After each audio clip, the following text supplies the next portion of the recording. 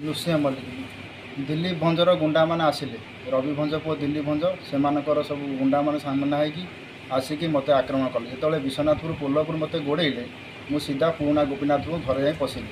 ଯେତେବେଳେ ପଶିଲି ମୋତେ ସେଠି କବାଟ ବାଡ଼େଇ ଭାଙ୍ଗି ମୋ ମୁଣ୍ଡରେ ପାହାର ହେଲା, ମୋ କାନ ପତାରେ ବାଡ଼ିଆ ହେଲା, ମୋ ଗୋଡ଼ ଜଙ୍ଘରେ ବାଡ଼ିଆ ହେଲା, ମୋ ହାତ ବାଡ଼େଇ ସବୁ କଳା ପକାଇଦେଲେ। ସେଠୁ ମୁଁ ସେମାନଙ୍କୁ ମୁଁ ପଚାରିଲେ, କହିଲେ ଏବେ ବିଜେଡ଼ିର ଗୁଣ୍ଡା ରାଜ ଚାଲିଛି, ତୁମେ ବିଜେଡ଼ିରେ କେମିତି ବିଜେପିରେ ମିଶିକି ରାଜ କରୁଛ, ସେସବୁ ଚଳିବନି।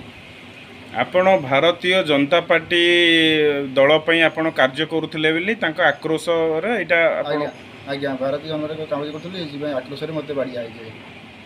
ଆମର ଯେଉଁଦିନ 25 ତାରିଖ ଥିଲା ଇଲେକ୍ସନ୍ ଭୋଟିଂ, ସେଇଦିନ ଇଭିନିଂରେ ବିଜେଡ଼ିର ଯେଉଁ ପ୍ରାର୍ଥୀ ଅଛନ୍ତି ଆମର ଚନ୍ଦ୍ରସାତୀ ବେହେରା, ତା ଗୁଣ୍ଡାମାନେ 15-20 ଜଣ ବ୍ୟକ୍ତି ତାଙ୍କେ ଯେଉଁ ଗୁଣ୍ଡାମାନେ ଆକ୍ରମଣ କରିଥିଲେ, ଯାହାକି ନୃସିଂହ ମଲ୍ଲିକ ଜଣେ ମହମ୍ମଦପୁର ପଞ୍ଚାୟତର ମହମ୍ମଦପୁର ଗାଁରେ ବିଶ୍ୱନାଥପୁର ଗାଁରେ ତାକୁ ଆକ୍ରମଣ କରିଥିଲେ। ସେ ବ୍ରିଜ୍ ଉପରେ ଠିଆ ହେଇଥିଲା, ଯେତେବେଳେ ସେ ଦେଖିଲା ସେ ଆସୁଛନ୍ତି, ସେ ଦୌଡ଼ି ଯାଇ ଜଣ ଘରେ ପହଞ୍ଚାଇଥିଲା। ସେ ଘରଟା ହେଉଛି କୁଦାନଗରୀ ଥାନା ଅଣ୍ଡରରେ ଯାଉଛି, କିନ୍ତୁ ସେ ଏଠିକାର ଆଇଆଇସି କେସ୍ ଏପର୍ଯ୍ୟନ୍ତ ରେଜିଷ୍ଟର କରୁନାହାନ୍ତି। କହୁଛନ୍ତି ଯାଆନ୍ତୁ କିଶୋରନଗର ଥାନାକୁ, କିଶୋରନଗର ଥାନା କହୁଛି କୁଦାନଗର ଥାନା। ଏଇଭଳି ହେଉଛି 7 ଡେଜ୍ ହେଇଗଲାଣି, ଏପର୍ଯ୍ୟନ୍ତ ସେ ଭିକ୍ଟିମ୍ର ପ୍ରୋଟେକ୍ସନ୍ ମିଳୁନି, ତାକୁ ନ୍ୟାୟ ବି ମିଳୁନି, କେସ୍ ମଧ୍ୟ ରେଜିଷ୍ଟର ହେଇନି।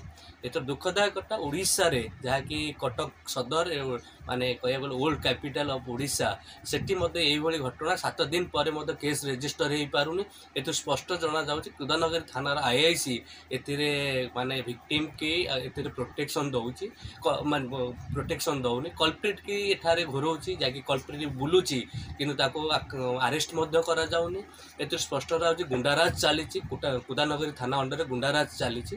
ଏଥିରେ ଯାହାକି କଲପ୍ରିଟ୍ ମାନେ ସେଠୁ ଆସିକିନି ଆକ୍ରମଣ କରିଛନ୍ତି। ଆଉ ଯିଏ ମଧ୍ୟ ଅଛନ୍ତି ସେଠି, ଯେ ବିଶ୍ୱନାଥପୁର ଗାଁର ଯେ ବିଜେଡ଼ି କର୍ମୀର ପୁଅ ଆକ୍ରମଣ କରିଛନ୍ତି, ସିଏ ମଧ୍ୟ ବୁଲୁଛି ସେଠାରେ, ସେ ପର୍ଯ୍ୟନ୍ତ ଆକ୍ସନ୍ ନିଆଯାଉନି।